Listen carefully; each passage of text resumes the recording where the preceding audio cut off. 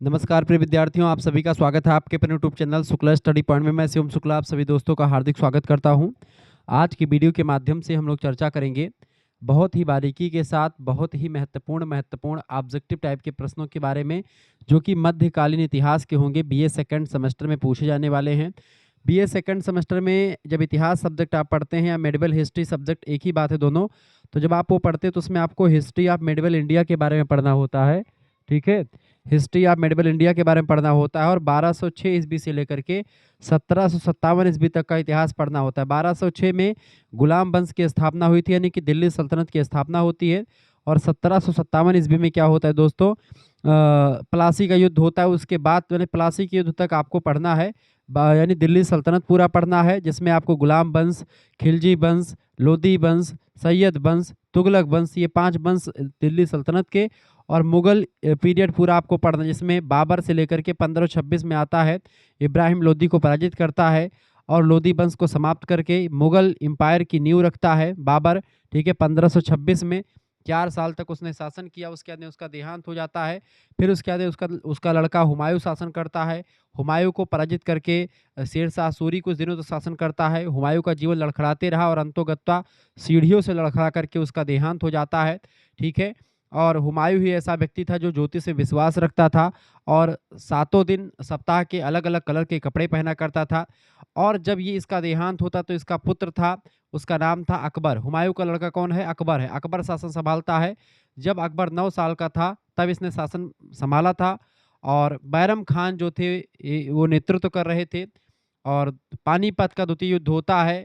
ठीक है, पानीपत के मैदान में अकबर और हिंदू राजा हेमू के बीच में हेमू पराजित होता है। बैरम खां जो है लीडरशिप करते हुए जो है जिताते हैं इनको। बैरम खान कौन है? बैरम खान अब्दुल रहीम खान खाना के पिताजी हैं। अब्दुल रहीम खान खाना, जिनको आप रहीम दास के नाम से जानते हैं। खूब दोहा पढ़ा होगा कि रहमन पानी राखिए बिन पानी सब सून, पानी गए न उबरे मोती मानुष शून। उन्हीं रहीम दास का नाम था अब्दुल रहीम खान खाना पूरा नाम।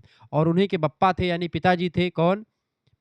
बैरम खान। ठीक है, बैरम खान जो थे वो एक प्रकार से उन्हीं के अंडर में कहीं न कहीं पे अकबर शासन सँभाल रहा था। 9 साल का था अकबर। कुछ अब अकबर ने ज़्यादा इसके पास जो है साहस नहीं था युद्ध करने का।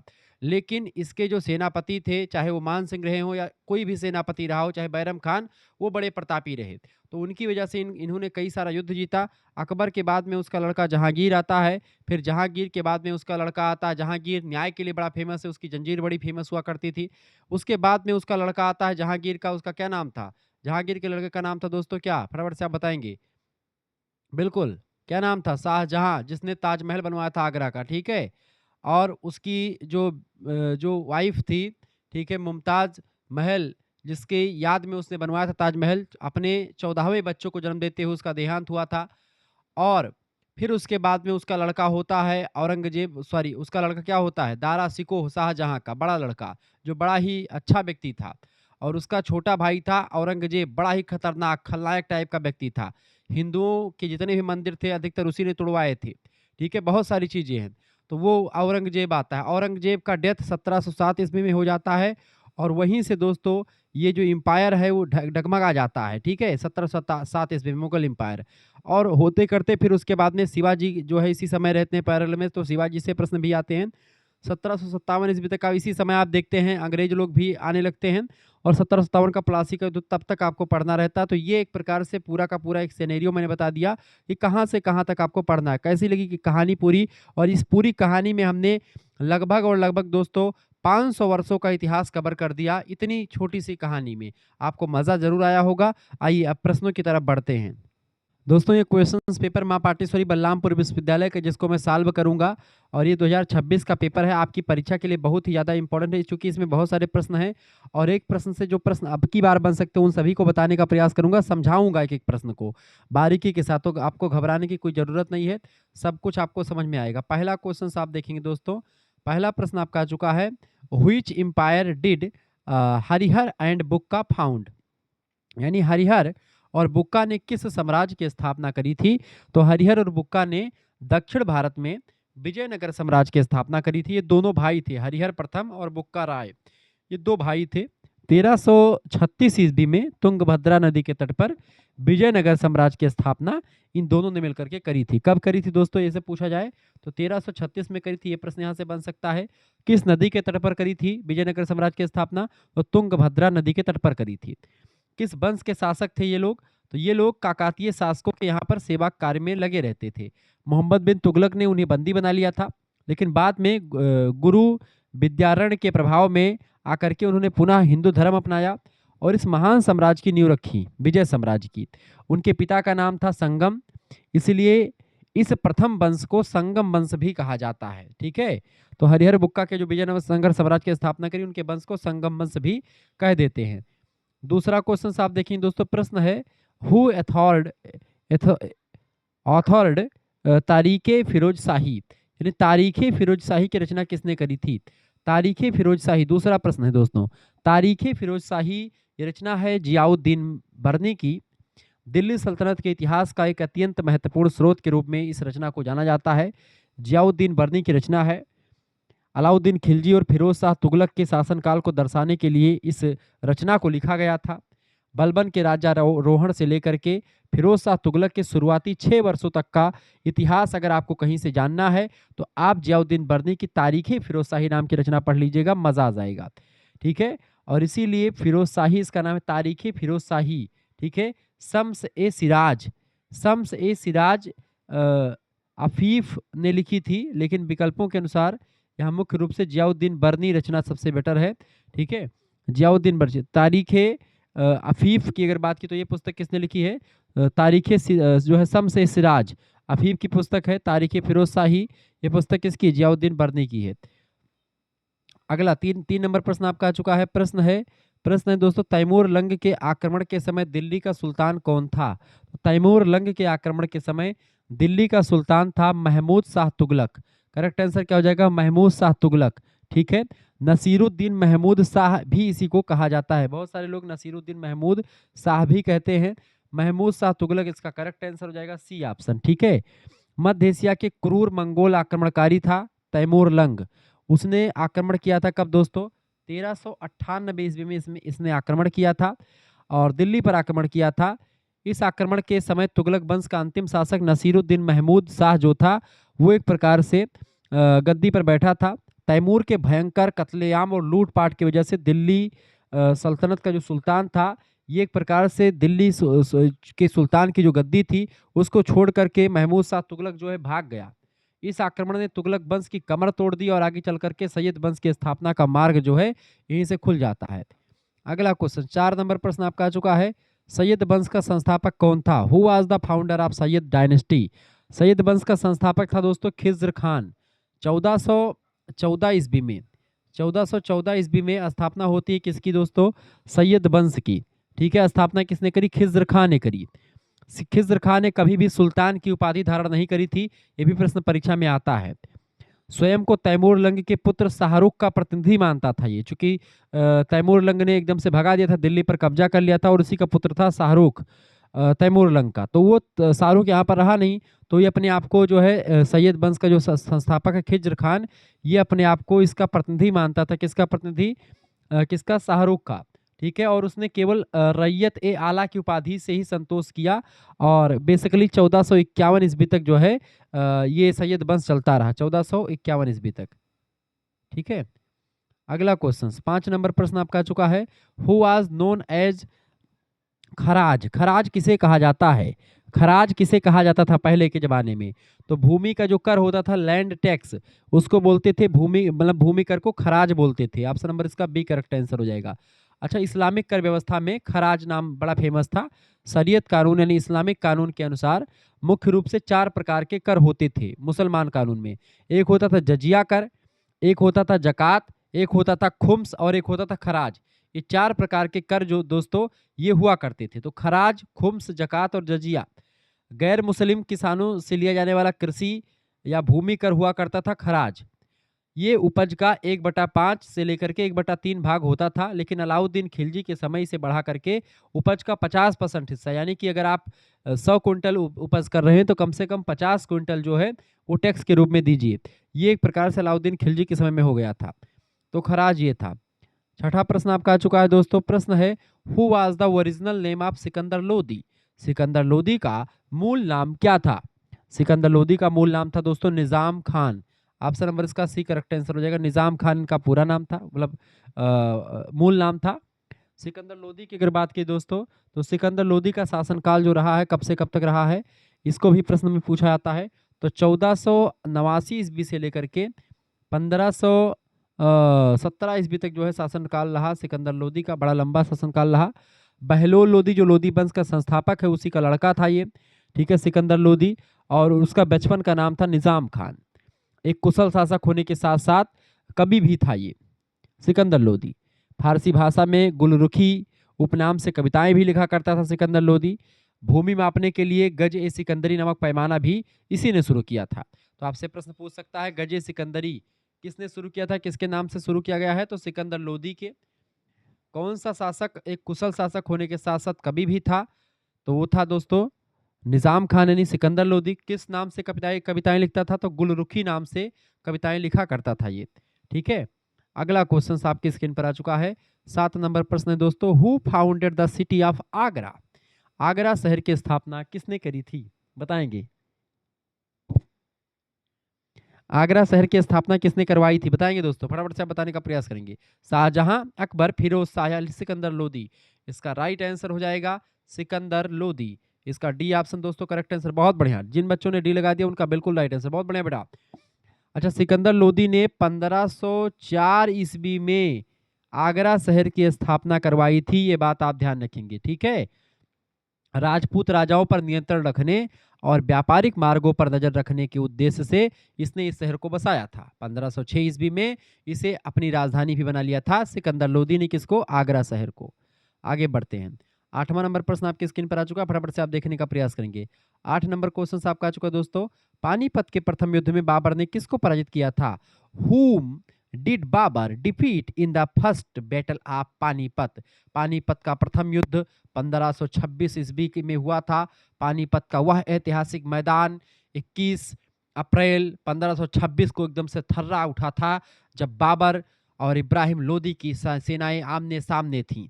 तुलगमना युद्ध नीति का प्रयोग करके पहली बार युद्ध लड़ा गया था। तोपों का प्रयोग भी किया गया और मुगल आक्रमणकारी बाबर ने दिल्ली सल्तनत के अंतिम सुल्तान इब्राहिम लोदी को हरा दिया। इब्राहिम लोदी युद्ध के मैदान में ही मारा गया और यहीं से दिल्ली सल्तनत पूरा तबाह हो गया और एक नए वंश भारत में मुगल वंश की शुरुआत होती है। बाबर ने इस युद्ध में पहली बार तुलगमना युद्ध नीति का प्रयोग किया। इसका मतलब है कि इसमें तुलगमा मतलब 3 तरफ से शत्रु को घेर लेना। इब्राहिम लोदी की 1 लाख की एक बड़ी फौज सामने खड़ी हुई थी। मैदान बड़ा था, मैदान का पहले से मुआयना बाबर ने कर लिया था और पहले से ही इसके जो है कुछ विरोधी जो थे इब्राहिम लोदी के, वो मिल चुके थे बाबर से।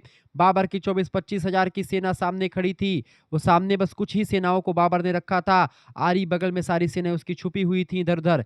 जैसे ही देखा कि छोटी सी सेना बाबर की, इब्राहिम लोदी ने अपने सैनिकों को कहा कि जाइए आक्रमण कर दीजिए, जो बाबर का सिर पहले लेकर के आएगा उसको पता नहीं कितनी स्वर्ण मुद्राएं दी जाएंगी। ऐसे तमाम प्रकार के जो है उसने ऑफर दिया। जितनी सेना थी सारी टूट पड़ी और इस तरीके से आक्रमण का धावा बोल चुका था।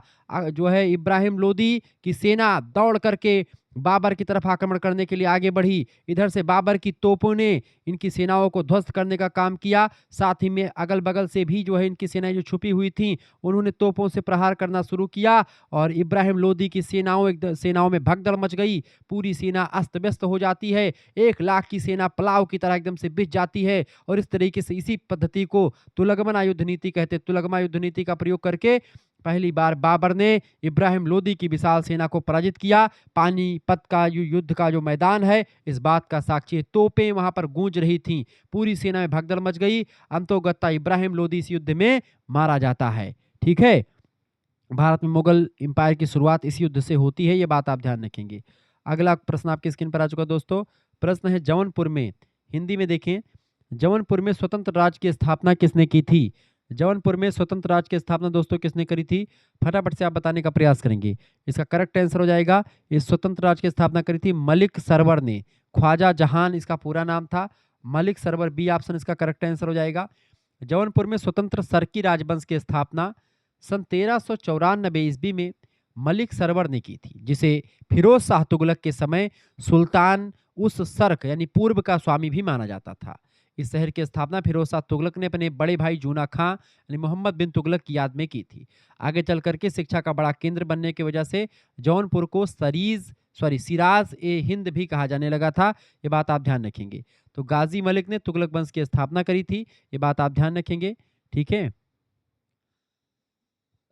यहाँ पर मलिक सरवर करेक्ट आंसर हो जाएगा। जौनपुर में स्वतंत्र स्वतंत्र राज्य की स्थापना, जौनपुर राज्य की स्थापना नहीं, जौनपुर की स्थापना तो दोस्तों फिरोज शाह तुगलक ने अपने बड़े भाई जूना खां की याद में करवाया था। जूना खां मतलब मोहम्मद बिन तुगलक की याद में।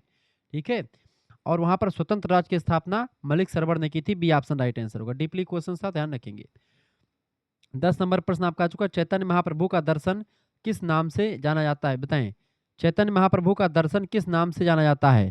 तो इनका जो दर्शन, दर्शन माने होता है दोस्तों इनके जो विचार हैं, इनके विचार को दोस्तों आचिंत भेदोपभेद मतलब आचिंत भेदोभेदवाद कहा जाता है।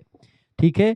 भक्ति आंदोलन के महान संत रहे चैतन्य महाप्रभु, बंगाल के बड़े अच्छे विद्वान रहे हैं और इन्होंने बताया कि भगवान और जीव के बीच का संबंध एक ही समय में भेद यानी अलग भी है और अभेद यानी एक भी है, जिसे सामान्य बुद्धि से सोचना असंभव होता है। वे श्री कृष्ण के परम भक्त थे और उन्होंने कीर्तन प्रणाली को बहुत लोकप्रिय बनाया था चैतन्य महाप्रभु ने। अगला क्वेश्चन आपके स्क्रीन पर आ चुका है। 11 नंबर क्वेश्चन आपका आ चुका है दोस्तों। अंग्रेजी में देखेंगे, which of the following is not अ निर्गुण संत? निम्नलिखित में से कौन एक निर्गुण संत नहीं है? कबीरदास निर्गुण संत हैं, निर्गुण ज्ञानासरी शाखा के प्रवर्तक कवि रहे हैं। गुरु नानक देव निर्गुण के हैं, दादू दयाल भी ये निर्गुण संत हैं ये सब। तुलसीदास राम भक्त शाखा के सगुण उपासक हैं। तुलसीदास के राम दशरथ पुत्र राम है, जिनके चार मतलब जिनके जो है हाथ हैं, पैर हैं, आंख है, नाक है, मतलब वो दिखते हैं स्पष्ट, उनको छू सकते हैं आप, ऐसे भगवान की पूजा करते हैं। ठीक है। और निर्गुण संत ईश्वर के निराकार रूप की पूजा करते हैं। कैसे? कि बिन पग चले सुने बिन काना। ठीक है। यानी बिना पैर के चलने वाले भगवान, बिना कानों के सुनने वाले, आनंद रहित सकल रस भोगी, बिना मुख के सभी प्रकार के रसों का पान करने वाले, सभी प्रकार के व्यंजनों का पान करने वाले हैं वो भगवान। ठीक है। और बिन बानी बक्ता बड़जोगी, बिना जीभ के बिना बाणी के वो सारे संसार की भाषाओं को जानने में सक्षम हैं। तो इस तरीके के वो भगवान हैं, ऐसी पूजा ये लोग करते हैं।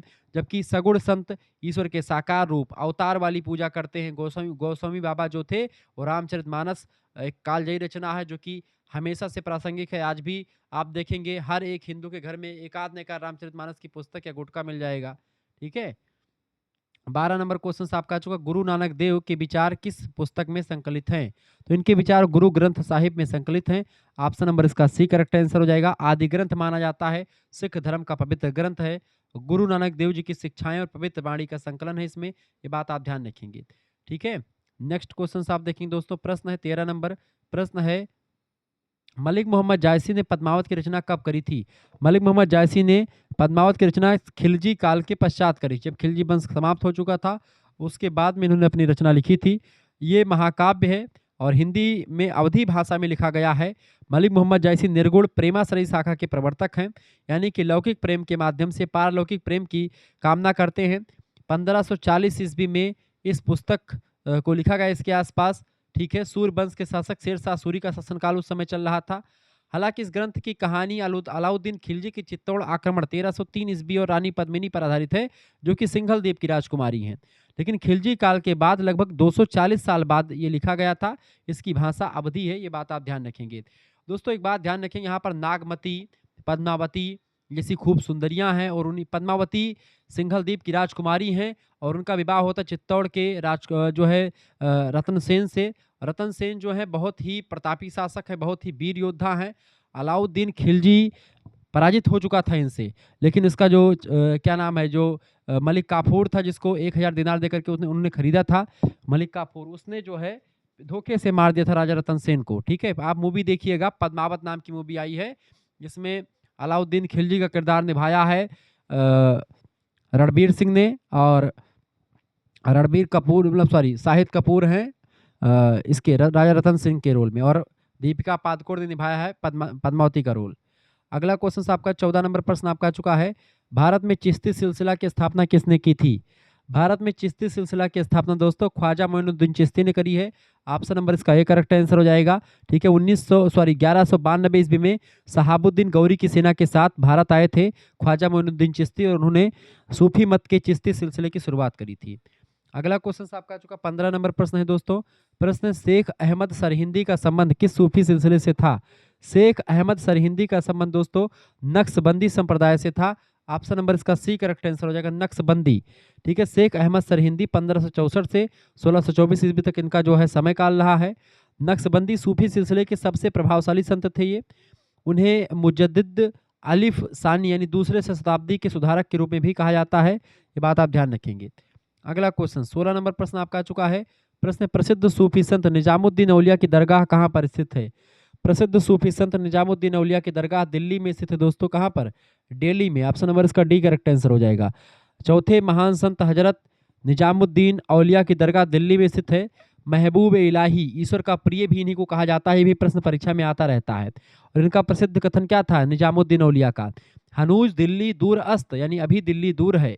इतिहास में बहुत प्रसिद्ध कथन है ये, जो उन्होंने सुल्तान गयासुद्दीन तुगलक के लिए कहा था। प्रसिद्ध कवि अमीर खुसरो इनके बड़े प्रिय शिष्य थे निजामुद्दीन औलिया के। अमीर खुसरो इन्हीं के शिष्य थे, ध्यान रखेंगे। 17 नंबर क्वेश्चन आपका आ चुका दोस्तों। Which of the following is not true regarding the Sufi and भक्ति मूवमेंट? सूफी आंदोलन और भक्ति आंदोलन के संबंध में क्या एक कथन सत्य नहीं है इनमें से? देखिए, दोनों में अनेक समानताएं हैं, दोनों में अनेक समानताएं हैं, बिल्कुल समानताएं आपको दिखाई पड़ेंगी, ये बात बिल्कुल सही है। दोनों में कोई समानता नहीं है, ये गलत हो जाएगा। ठीक है, दोनों में कुछ भिन्नताएं भी हैं। ठीक है, इसका करेक्ट आंसर हो जाएगा बी ऑप्शन, मतलब बी, कुछ भिन्नताएं भी कुछ समानताएं भी।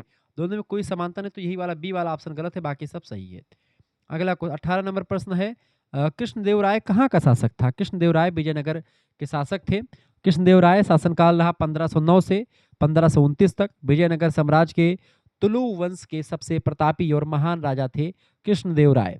उनके दरबार में 8 महान कवि रहते थे, जिन्हें अष्टदिग्गज कहा जाता था। स्वयं तेलुगु भाषा में जो है आ मुक्ता माल्याद नाम का एक प्रसिद्ध ग्रंथ लिखा था इन्होंने, कृष्णदेवराय साहब ने। मुगल बादशाह बाबर ने अपनी आत्मकथा बाबरनामा में कृष्णदेवराय को भारत का सबसे शक्तिशाली राजा बताया था उस समय। तो विजयनगर साम्राज्य से थे। ऑप्शन नंबर इसका डी करेक्ट आंसर होगा। अगला क्वेश्चन आपके स्क्रीन पर आ चुका है। अगला क्वेश्चन से 19 नंबर प्रश्न आपका आ चुका है दोस्तों। प्रश्न, बाबर ने अपनी आत्मकथा किस भाषा में लिखा था? 19 नंबर, बाबर ने अपनी आत्मकथा किस भाषा में लिखा था? फटाफट से आप बताने का प्रयास करेंगे। आगे देखते हैं, अगला क्वेश्चन आपका आ चुका है। बाबर ने अपनी आत्मकथा किस भाषा में लिखा था? तो बाबर ने अपनी आत्मकथा को लिखा था दोस्तों किस भाषा में? इन्होंने तुर्की भाषा में लिखा था। ऑप्शन नंबर इसका सी करेक्ट आंसर हो जाएगा, तुजुक ए बाबरी। ठीक है, मुगल साम्राज्य के संस्थापक बाबर ने अपनी आत्मकथा तुजुक ए बाबरी, बाबरनामा जिसको कहते हैं, मूल रूप से उनकी मातृभाषा चगताई तुर्की में लिखी गई थी। बाद में अकबर के समय अब्दुल रहीम खान खाना यानी कि रहीम दास जी ने इसका फारसी में अनुवाद किया था। आगे बढ़ते हैं, अगला क्वेश्चन आपका चुका 20 नंबर प्रश्न आपका चुका है। गुलबदन बेगम कौन थी? गुलबदन बेगम भैया बाबर की पुत्री थी, हुमायूं की बहन थी। गुलबदन बेगम सम्राट बाबर की पुत्री और हुमायूं की सगी बहन थी। अकबर के अनुरोध पर उसने अपने भाई की जीवनी हुमायूं नामा की रचना भी करी थी। ठीक है, जिससे उस समय के घरेलू और शाही इतिहास की बहुत सुंदर जानकारी मिलती है। तो करेक्ट आंसर हुमायूं की बहन थी और बाबर की पुत्री थी। ऑप्शन नंबर इसका बी करेक्ट आंसर होगा। 21 नंबर क्वेश्चन से, तबकात ए नासरी नामक पुस्तक के लेखक कौन है? तबकात ए नासरी इनमें से किसी ने नहीं लिखी दोस्तों। इब्न बतूता की रचना नहीं, मोरक्को का निवासी था। इस शम्स सिराज इस किसी की रचना नहीं है। तबकात ए नासरी जो पुस्तक है मिनहाज उस सिराज ने लिखा है। तो इनमें से ऑप्शन में है नहीं, तो इसमें से लगा दीजिए, इनमें से कोई नहीं, डी ऑप्शन लगा दीजिएगा। अगला 22 नंबर क्वेश्चन से, सल्तनत काल में एकता क्या था? सल्तनत काल में एकता दोस्तों सल्तनत कालीन प्रशासनिक इकाई थी। ऑप्शन नंबर इसका ए करेक्ट आंसर हो जाएगा, एकता। ठीक है, अरबी भाषा का शब्द है ये, जिसका मतलब होता है भूमि का टुकड़ा। दिल्ली सल्तनत में सैनिकों या अधिकारियों को नगद वेतन के बदले भूमि का एक क्षेत्र आवंटित किया जाता था, जिसको एकता कहते थे। ठीक है, भारत में इसको व्यवस्थित रूप से शुरू करने का श्रेय इल्तुतमिश को जाता है। एकता का प्रबंधन देखने वाले अधिकारी को इक्तेदार या मुक्ति कहा जाता था। ठीक है, ये सब चीजें ध्यान रखेंगे। 23 नंबर क्वेश्चन से आपका चुका दोस्तों। प्रश्न है, सल्तनत काल में सैन्य विभाग को क्या कहा जाता था? सल्तनत काल में सैन्य विभाग को दीवान ए अर्ज कहते थे, दीवान ए अर्ज। ऑप्शन नंबर इसका बी करेक्ट आंसर होगा। दीवान ए अर्ज कहा जाता था, ये बात आप ध्यान रखेंगे। ठीक है, इसी विभाग के प्रमुख को आरिज ए मुमालिक कहा जाता था, ये बात ध्यान रखेंगे। अगला क्वेश्चन आपका आ चुका है 24 नंबर, किस सल्तनत कालीन सुल्तान को कलंदर के नाम से जानते हैं? कलंदर के नाम से कुतुबुद्दीन ऐबक को जाना जाता है। ऑप्शन नंबर इसका डी करेक्ट आंसर हो जाएगा। ऐबक को, कुतुबुद्दीन ऐबक को जाना जाता है दोस्तों किसके नाम से? कलंदर के नाम से। कलंदर की उपाधि वैसे तो मुगल बादशाह बाबर को पानीपत का युद्ध मैदान जब जीता था तब भी दिया गया था, लेकिन दिल्ली सल्तनत के बारे में पूछ रहा है, यानी कि यहाँ पर सीधा सीधा ऐबक के बारे में पूछा जा रहा है। ठीक है, ये बात आप ध्यान रखेंगे। आगे बढ़ते हैं, अगला क्वेश्चन आपकी स्क्रीन पर आ चुका है 25 नंबर। रुकनुद्दीन फिरोज शाह किसका पुत्र था? रुकनुद्दीन फिरोज शाह दोस्तों इल्तुतमिश का पुत्र था। इल्तुतमिश जो था दोस्तों, ये एक प्रकार से गुलाम वंश का वास्तविक संस्थापक था और महान सुल्तान माना जाता है। 1236 ईस्वी में इल्तुतमिश की मृत्यु के बाद वह अपनी मां शाह तुर्कान के षड्यंत्रों की मदद से गद्दी पर बैठा। हालांकि वह एक अयोग्य शासक साबित हुआ और कुछ ही महीनों बाद दिल्ली की जनता और अमीरों ने उसे हटा करके उसकी बहन रजिया सुल्तान को गद्दी पर बैठा दिया था। ठीक है, 26 नंबर क्वेश्चन आपका आ चुका है, किस सुल्तान ने तुर्कान चहलगानी को भंग कर दिया था? तुर्कान चहलगानी या दल चालीसा, 40 तुर्कों का एक संगठन हुआ करता था, इसको भंग किया था बलबन ने। तुर्कान चहलगानी 40 तुर्कों का सरदार का दल हुआ करता था। इल्तुतमिश ने अपने प्रशासन को मजबूत करने के लिए इसका गठन किया था, बलबन ने इसको नष्ट कर दिया था, ये बात ध्यान रखेंगे। क्लियर? चूंकि बलबन भी इसी दल का सदस्य था, तो उसको डर था कि भाई आगे चल करके हमारे साथ षड्यंत्र हो सकता है, इसलिए उसने पूरा का पूरा सिस्टम में भंग कर दिया था। अगला 27 नंबर क्वेश्चन से, रजिया को सुल्तान बनाने में प्रमुख योगदान किसका था? देखिए, रजिया को सुल्तान बनाने में दिल्ली की जनता का सबसे प्रमुख योगदान था। ऑप्शन नंबर इसका D correct, the people of Delhi. Bharat के इतिहास में यह पहली बार था कि दिल्ली की सत्ता का फैसला सीधे जनता ने किया था वहां की। जब रुकनुद्दीन फिरोज और उसकी मां शाह तुर्कान ने अत्याचार बढ़ा दिए तो रजिया ने शुक्रवार की नमाज के समय लाल वस्त्र, जो उस समय न्याय का प्रतीक था, पहन करके दिल्ली की जनता से न्याय मांगा। दिल्ली की जनता और सैनिकों ने विद्रोह करके रजिया को सिंहासन पर बैठा दिया था। ठीक है, रजिया भी ज्यादा दिनों तक शासन नहीं कर पाई थी। 28 नंबर क्वेश्चन से, किस तुर्क शासक ने सर्वप्रथम खलीफा से स्वीकृति पत्र प्राप्त किया था? 28 नंबर का करेक्ट आंसर क्या हो जाएगा? तो किस तुर्क शासक ने सर्वप्रथम खलीफा से स्वीकृति पत्र प्राप्त किया था? इल्तुतमिश ने ही प्राप्त किया था, डी ऑप्शन इसका राइट आंसर हो जाएगा। ठीक है, वैध सुल्तान 1229 ईस्वी में बगदाद के अब्बासी खलीफा अल मुस्तसिर बिल्लाह से इल्तुतमिश ने सुल्तान पद का आधिकारिक स्वीकार पत्र यानी मंसूर या जिसको खिलत कहते थे उसको प्राप्त किया था। एक कानूनी तौर पर सुल्तान घोषित कर लिया था यहाँ पर। 29 number question, which of the following was the husband of Sultan Razia? निम्नलिखित में से कौन रजिया सुल्तान का पति था? रजिया सुल्तान के पति का नाम था अल्तुनिया। ऑप्शन नंबर इसका बी करेक्ट आंसर होगा। अल्तुनिया इसके हस्बैंड का नाम था। मलिक इख्तियार अल्तुनिया पूरा नाम था। भटिंडा यानी कि तबर हिंद का सूबेदार था, गवर्नर भी था, जिसने रजिया के खिलाफ विद्रोह भी बाद में किया था, इसके स्वयं हस्बैंड ने। युद्ध के दौरान रजिया को बंदी बना लिया गया था और राजनीतिक समझदारी दिखाते हुए रजिया ने जेल से निकलने और पुनः सत्ता प्राप्त करने के लिए अल्तुनिया से विवाह भी कर लिया था। ठीक है, बी ऑप्शन करेक्ट आंसर हो जाएगा। 30 नंबर क्वेश्चन आपका चुका, बलबन किस सिद्धांत का समर्थक नहीं था? बताएं, बलबन किस सिद्धांत का समर्थक नहीं था? तो लोकतांत्रिक सिद्धांत का समर्थक नहीं था। बाकी रक्त और लौह सिद्धांत, रक्त और शुद्धता का सिद्धांत, राजत्व का दैवीय सिद्धांत, सभी का समर्थक था, लेकिन लोकतांत्रिक सिद्धांत का समर्थक नहीं था ये, डी ऑप्शन। अगला 31 नंबर क्वेश्चन से, खिलजी वंश की स्थापना किसने की थी? खिलजी वंश की स्थापना दोस्तों किसने करी थी? फटाफट से आप बताने का प्रयास करेंगे। खिलजी वंश की स्थापना करी थी दोस्तों, फटाफट से आप बताने का प्रयास किसने करी थी? जलालुद्दीन फिरोज शाह खिलजी।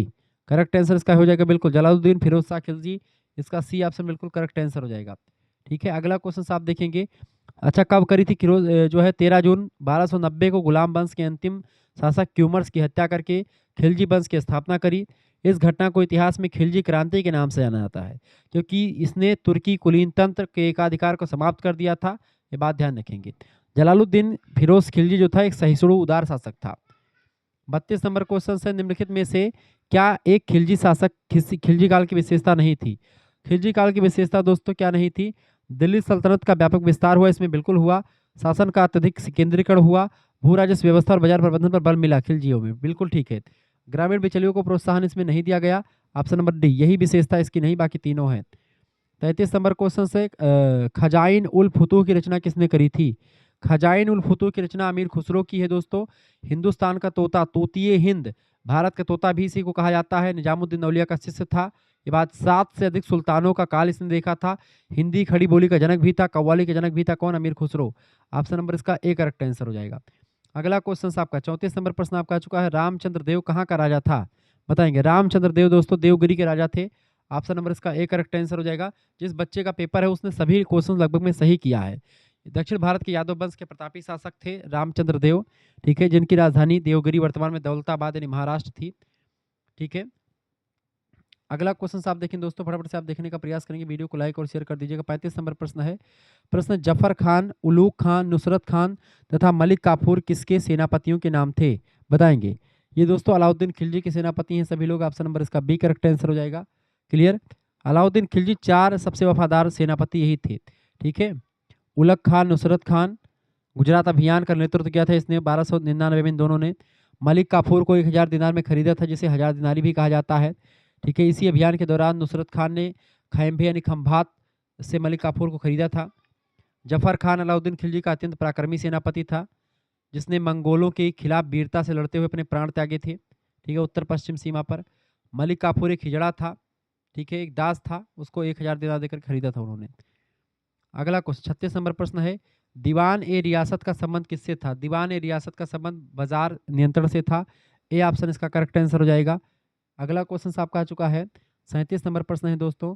प्रश्न है, हक ए सर्ब नामक सिंचाई कर किसने लगाया था? बताएंगे। हक ए सर्ब नामक सिंचाई कर फिरोज शाह तुगलक ने लगाया था। ऑप्शन नंबर इसका डी करेक्ट आंसर हो जाएगा। फिरोज शाह तुगलक का शासनकाल 1351 से 1388 तक रहा। कृषि के विकास के लिए बड़े पैमाने पर नहरों का विकास फिरोज शाह तुगलक ने करवाया था। यमुना से हिसार तक एक नहर बनवाई। सिंचाई की सुविधा प्रदान करने के बदले उसने उलेमाओं यानी धार्मिक गुरुओं की मंजूरी से हक ए सर्ब या हासिल ए सर्ब नामक एक नया सिंचाई कर लगाया था। ये बात आप ध्यान रखेंगे। यह कुल उपज का 1/10 यानी 10% होता था, ठीक है। ठीक भी, चूंकि इसने सिंचाई के लिए व्यवस्था करी थी तो भाई कर तो लेगा ही। अगला, तुगलक वंश का संस्थापक कौन था? तुगलक वंश का संस्थापक गयासुद्दीन तुगलक था। सी ऑप्शन इसका करेक्ट आंसर हो जाएगा। खिलजी वंश के अंतिम शासक खुसरो शाह की हत्या करके गाजी मलिक ने 8 सितंबर 1320 को गयासुद्दीन तुगलक के नाम से दिल्ली की गद्दी संभाली और तुगलक वंश की नींव रखी थी। ये बात आप ध्यान रखेंगे। अगला क्वेश्चन आपका आ चुका है। Who wrote the book titled किताबुल रहला? किताबुल रहला यानी रहला पुस्तक किसने लिखी? इब्न बतूता की पुस्तक का नाम है रहला। ऑप्शन नंबर इसका सी करेक्ट आंसर होगा। मोरक्को यानी उत्तरी अफ्रीका का प्रसिद्ध मुस्लिम यात्री था, जो 1333 ईस्वी में तुगलक वंश के सुल्तान मोहम्मद बिन तुगलक के शासनकाल में भारत आया था। उसकी विद्वता से प्रभावित होकर के सुल्तान ने उसे दिल्ली का काजी यानी न्यायाधीश नियुक्त कर दिया था। बाद में 1342 में उसने अपना राजदूत बना करके चीन भी भेजा था। किसने? इब्न बतूता को। किसने? मोहम्मद बिन तुगलक ने। मोहम्मद बिन तुगलक इतना पढ़ा लिखा था कि वो केवल इसी से बातचीत किया करता था, ठीक है, और ये उससे, दोनों एक दूसरे से ही खुशी रहते थे। अगला क्वेश्चन 40 नंबर प्रश्न आपका आ चुका है। सांकेतिक मुद्रा का प्रचलन किसने किया था? सांकेतिक मुद्रा का प्रचलन दोस्तों मोहम्मद तुगलक ने ही किया था, मोहम्मद बिन तुगलक ने, और सबसे विफल काम यही रहा। उसने चांदी के सिक्कों यानी टका की कमी को पूरा करने के लिए तांबे और कांसे के सांकेतिक सिक्के चलवाए, जिनका मूल्य चांदी के सिक्कों के बराबर घोषित किया था, लेकिन ये सफल नहीं हुआ, ठीक है। लोग अपने घर में बैठ करके उसके हिसाब से सिक्के छापने लगे, और इसकी वजह से इसका पूरा राजकोष खाली हो गया था। लोग नकली सिक्का छापने लगे थे, तो ऐसे में बड़ा प्रॉब्लम में आ गया था। इसका कोई भी चीज़ सफल नहीं हुआ था। शहजादा खुर्रम किस नाम से गद्दी पर बैठा था? शहजादा खुर्रम शाहजहां नाम से गद्दी पर बैठा था। ऑप्शन नंबर इसका बी करेक्ट आंसर हो जाएगा, ठीक है। महान मुगल सम्राट जहांगीर के तीसरे पुत्र थे शाहजहां खुर्रम। शहजादा खुर्रम 1617 ईस्वी में खुर्रम ने दक्षिण भारत के अहमदनगर के खिलाफ एक बेहद सफल सैन्य अभियान नेतृत्व किया था, और इस शानदार विजय से खुश होकर के जहांगीर ने शाहजहां यानी दुनिया का राजा की उपाधि इसको दी थी। 1627 में जहांगीर की मृत्यु के बाद 1628 में खुर्रम शाहजहां के नाम से मुगल सिंहासन पर विराजमान हुआ। उसके शासनकाल को मुगल स्थापत्य का स्वर्ण युग भी कहा जाता है, क्योंकि इसने खूब ज़्यादा बनवाए थे चीज़ों को। Which of the following is not a son of Shahjahan? निम्नलिखित में से कौन एक शाहजहां का पुत्र नहीं था? देखिए, शाहजहां के पुत्र कई सारे थे। खुसरो शाह इनमें से इनका पुत्र नहीं था। बाकी औरंगजेब, दारा सिको, मुराद, ये सब इन्हीं के पुत्र थे। शाह सुआ, औरंगजेब, मुराद बख्श, दारा सिको, सबसे बड़ा और विद्वान व्यक्ति यही था। मुमताज महल के 4 पुत्र थे कहा जाता है। सबसे बड़ा पुत्र का नाम था शहजादा खुसरो।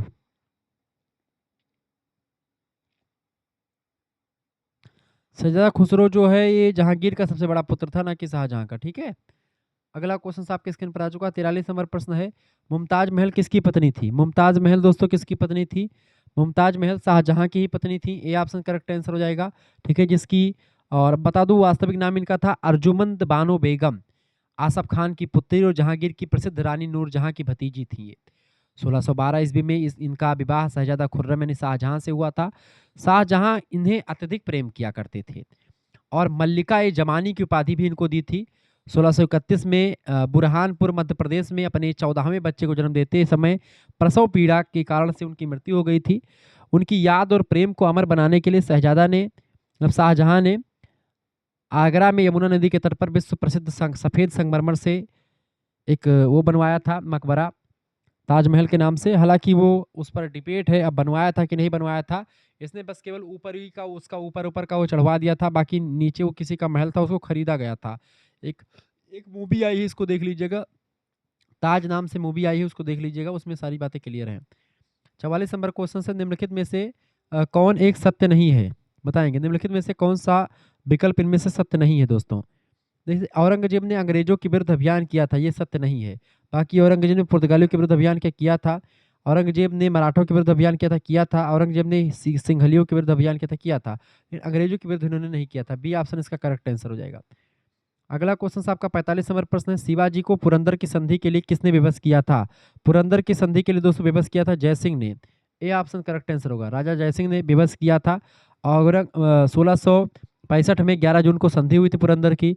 औरंगजेब ने मराठा साम्राज्य के बढ़ते प्रभाव और छत्रपति शिवाजी महाराज को नियंत्रित करने के लिए आमेर यानी जयपुर के अत्यंत चतुर और कूटनीतिज्ञ राजपूत राजा राजा जयसिंह को एक विशाल सेना के साथ दक्षिण भेजा था।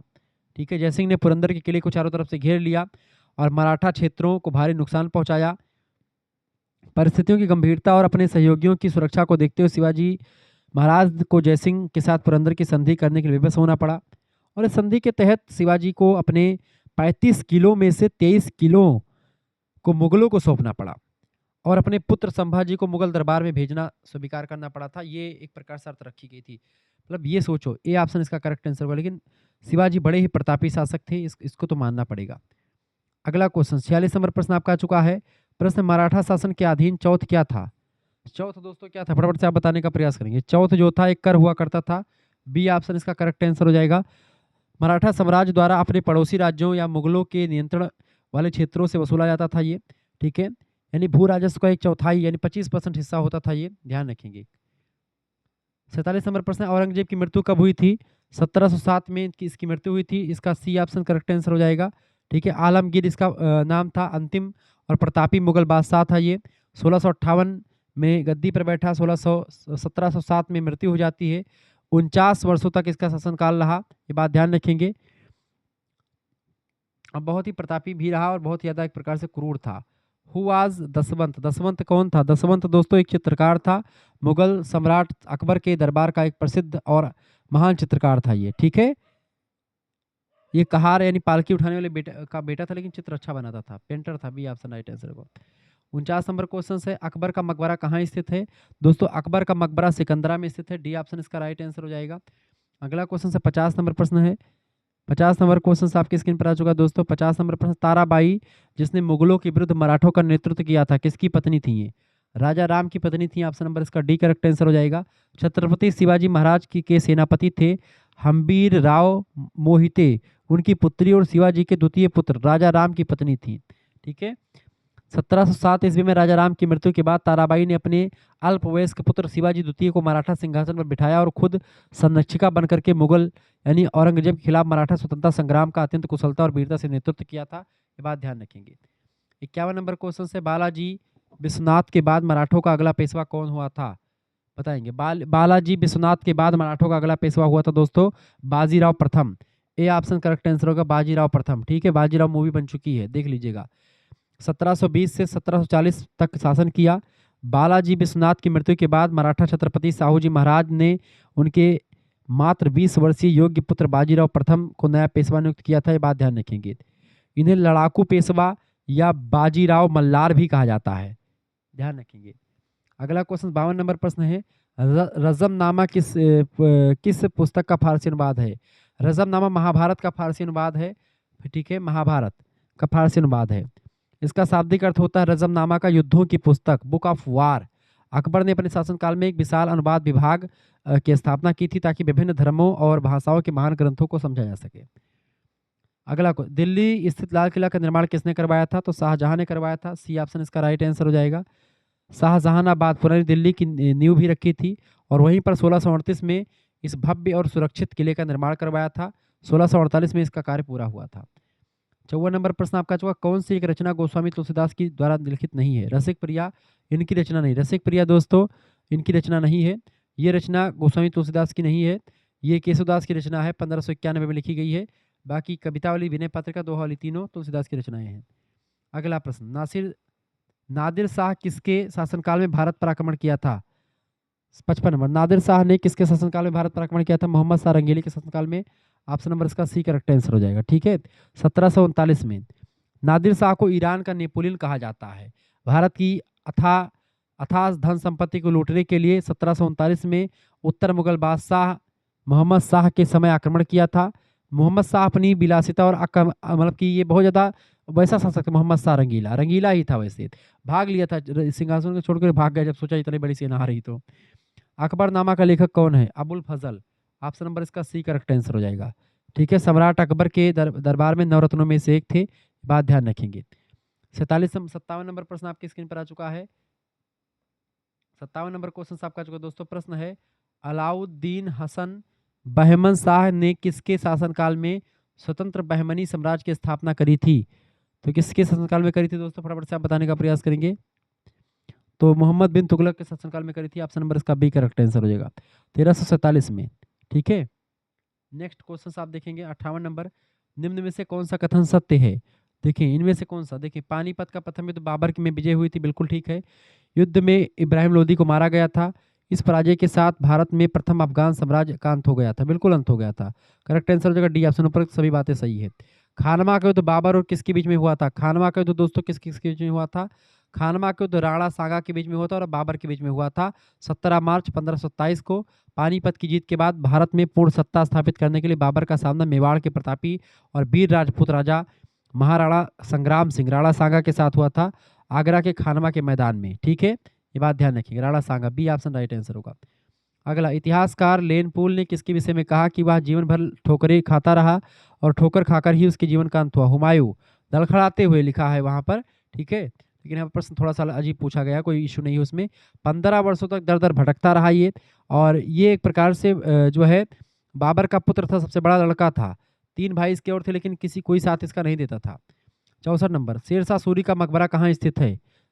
शेरशाह सूरी का मकबरा दोस्तों कहाँ पर स्थित है? फटाफट से आप बताने का प्रयास करेंगे। 64 नंबर,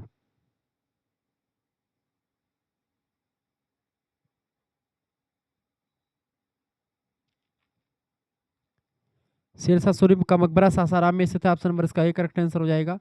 अगला क्वेश्चन आपका चुका 65 नंबर प्रश्न है, हेमू ने दिल्ली पर अधिकार करने के बाद कौन सी उपाधि धारण करी थी? तो हेमू ने दिल्ली पर अधिकार करने के बाद में विक्रमादित्य की उपाधि धारण करी थी। ऑप्शन नंबर इसका डी करेक्ट आंसर होगा। यही हेमू है, हेमचंद्र भार्गव पूरा नाम था। हरियाणा का एक व्यापारी था जो बाद में सूर शासक आदिल शाह सूरी का प्रधानमंत्री और कुशल सेनापति बना, और उसने अपने जीवन में 22 युद्ध लड़े और उनमें सभी में विजय प्राप्त करा था।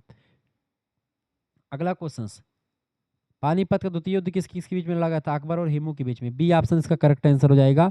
5 नवंबर 1556 को लड़ा गया था। दिल्ली के तत्कालीन राजा हेमू और मुगल सम्राट अकबर, जिसका नेतृत्व बैरम खान कर रहे थे, ठीक है।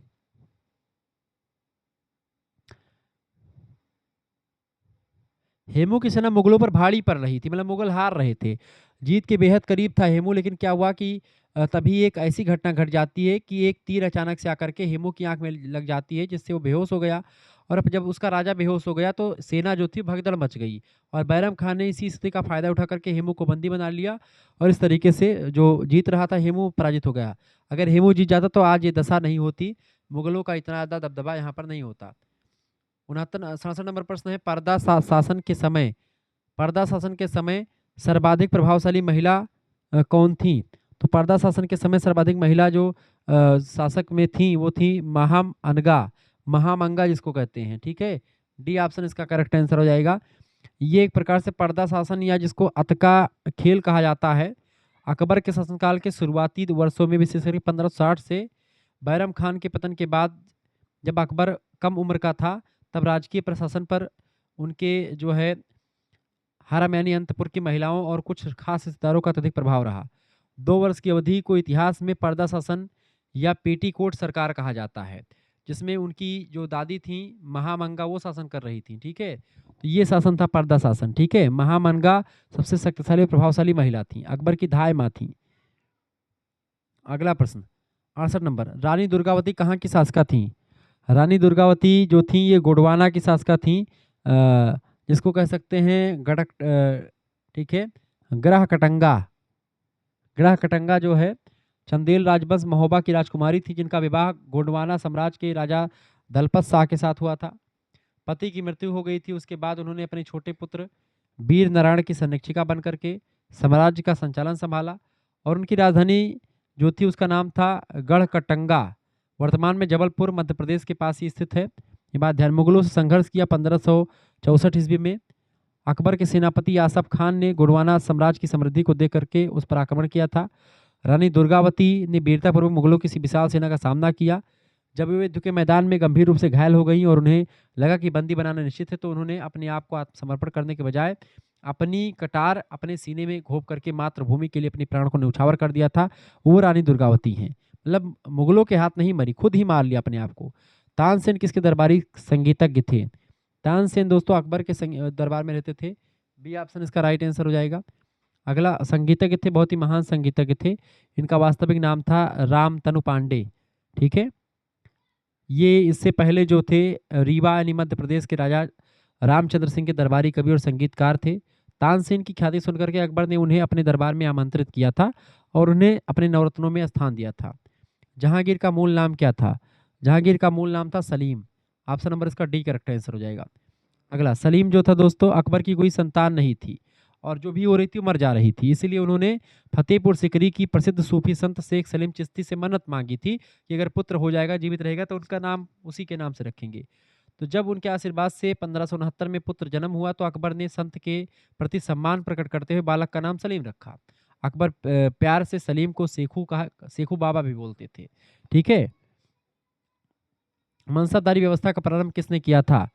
मनसबदारी व्यवस्था का प्रारंभ दोस्तों अकबर ने ही किया था। डी ऑप्शन इसका राइट आंसर हो जाएगा। अगला क्वेश्चन आपकी स्क्रीन पर आ चुका है। 72 नंबर क्वेश्चन आप देखें दोस्तों, यहाँ पर 72 नंबर पर शहजादा खुसरो ने किस सिख गुरु से आशीर्वाद प्राप्त किया था? तो शहजादा खुसरो ने किस सिख गुरु से आशीर्वाद प्राप्त किया था? गुरु अर्जुन देव से। ऑप्शन नंबर इसका वही करेक्ट आंसर होगा। जहांगीर के सुल्तान बनते ही उसके सबसे बड़े पुत्र शहजादा खुसरो ने सिंहासन के लिए अपने पिता के खिलाफ विद्रोह कर दिया और वह सेना से बचते हुए पंजाब की तरफ भागा और वहां पर जो है अर्जुन देव से आशीर्वाद प्राप्त किया था। अगला क्वेश्चन 73 नंबर प्रश्न, नूरजहां के पिता का क्या नाम था? मिर्जा गियास बेग इनके पिताजी का नाम था नूरजहां के। नूरजहां का वास्तविक नाम था मेहरुन्निसा। इनके पिता का नाम था मिर्जा गियास बेग, जो मूल रूप से ईरान यानी फारस के निवासी थे और भाग्य अजमाने अकबर के साथ समय में भारत आए थे। बड़ी सुंदर थी मेहरुन्निसा। उनका विवाह 1611 में जहांगीर के से हुआ था, जिसके बाद जहांगीर ने उन्हें नूर महल और नूरजहां संसार की ज्योति की उपाधि दी। इतनी खूबसूरत थी ये। नूरजहां के प्रभाव की वजह से जहांगीर ने उनके पिता मिर्जा गियास बेग को शाही दरबार में उच्च स्थान दिया और उन्हें इत्माद उद दौला राज्य का स्तंभ की उपाधि दी थी। उनके पिताजी को मिर्जा गियास बेग की मृत्यु के बाद नूरजहां ने आगरा में उनका प्रसिद्ध मकबरा इत्माद उद दौला का मकबरा बनवाया, जो पूरी तरह सफेद संगमरमर की तरह है। भारत की पहली इमारत थी सफेद संगमरमर की ये, जिसमें पहली बार पितरा दुरा यानी कीमती पत्थरों से जड़ाई की गई थी। 74 नंबर क्वेश्चन आपका आ चुका है। Which of the following is true? निम्नलिखित में से कौन सा कथन सत्य है? मेहरुन्निसा शेर अफगान की पत्नी थी, बिल्कुल सही बात है। मेहरुन्निसा का पहला विवाह जो हुआ था दोस्तों, यानी कि नूरजहां का अली कुली बेग से हुआ था। अली कुली बेग की पत्नी थी, लेकिन ये जो थे जहांगीर जो थे बहुत ही, जिसे शेर को मारने के कारण से जहांगीर ने शेर अफगान की उपाधि दी थी अली कुली बेग को। और जब उसकी मृत्यु हो जाती है तो उसके बाद में खुद ही मतलब कि ये शादी कर लेता है। मेहरुन्निसा शेर अफगान की पत्नी थी, ये बात बिल्कुल सत्य है। ठीक है, नूरजहां जहांगीर की पत्नी थी, बिल्कुल ठीक बात है।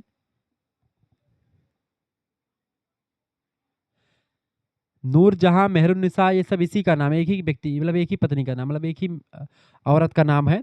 तो पहले वो शेर अफ़गान की पत्नी थी, लेकिन जो है जब उसकी देहांत हुआ था तो बड़े वैसे ही पहले से ही जो है इसको देख कर के मतलब बहुत खूबसूरत थी, इसीलिए इसको कहा गया क्या? संसार की ज्योति नूरजहाँ। नूरजहाँ का ही मूल नाम मेहरुन्निसा था, बिल्कुल था, ठीक बात है, डी ऑप्शन ऊपर सभी करेक्ट आंसर होगा। 75 नंबर क्वेश्चन आपका जो दोस्तों फटाफट से आप देखने का प्रयास करेंगे। प्रश्न है सर थॉमस से किसके शासनकाल में भारत आया था? बताएं। सर टॉमस रो से नहीं है यहाँ पर, सर टॉमस रो कर लीजिएगा। सर टॉमस रो जो था जहांगीर के शासनकाल में भारत में आया था। Option number C correct answer. सितंबर का महीना था, 1615 ईस्वी का समय। सर टॉमस रो इंग्लैंड के महाराजा जेम्स प्रथम के आधिकारिक राजदूत के रूप में सितंबर 1615 में सूरत बंदरगाह पर उतरा था और वहां से मुगल सम्राट जहांगीर से मिलने अजमेर पहुंचा था। ये बात ध्यान रखेंगे। आगे बढ़ते 71 नंबर क्वेश्चन से थोड़ा सा छूट गया था प्रश्न। निम्नलिखित में से कौन हुमायूं का भाई नहीं था? हुमायूं का भाई इनमें से कौन नहीं था? फटाफट से आप बताने का प्रयास करेंगे। 61 नंबर क्वेश्चन से यहाँ पर 71 लिख गया है, ठीक है। तो हुमायूं का भाई दोस्तों मुराद हुमायूं का भाई नहीं था, बाकी कामरान, अस्करी, हिंदाल ये तीनों भाई थे। अगला 62 नंबर प्रश्न है तारीखे शेरशाही। तारीखे शेरशाही किसकी रचना है? अब्बास खान सरवानी की रचना है। डी ऑप्शन इसका राइट आंसर हो जाएगा। अगला क्वेश्चन आपका 63 नंबर कन्नौज यानी बिलग्राम के युद्ध में हुमायूं को किसने पराजित किया था? ये छूट गया था। तो कन्नौज यानी इसके जो है हुमायूं को पराजित किया था शेरशाह ने। ऑप्शन नंबर इसका बी करेक्ट आंसर होगा। बिलग्राम का युद्ध हुआ था, कन्नौज का युद्ध है बिलग्राम का युद्ध एक ही बात है। 17 मई 1540 को युद्ध लड़ा गया था। इससे पहले 1539 में चौसा के युद्ध में पराजित होने के बाद हुमायूं अपनी सेना को पुनः संगठित करके कन्नौज के मैदान में सूरी वंश के शासक शेरशाह सूरी के सामने आया। इस युद्ध में शेरशाह सूरी की बेहतरीन युद्ध रणनीति और तोपखाने के कुशल प्रयोग के सामने हुमायूं की सेना पूरी तरह से बिखर गई। हुमायूं अपनी जान बचाने के लिए घोड़े सहित गंगा नदी में कूद गया और एक भिश्ती निजाम की मदद से डूबने से बचा।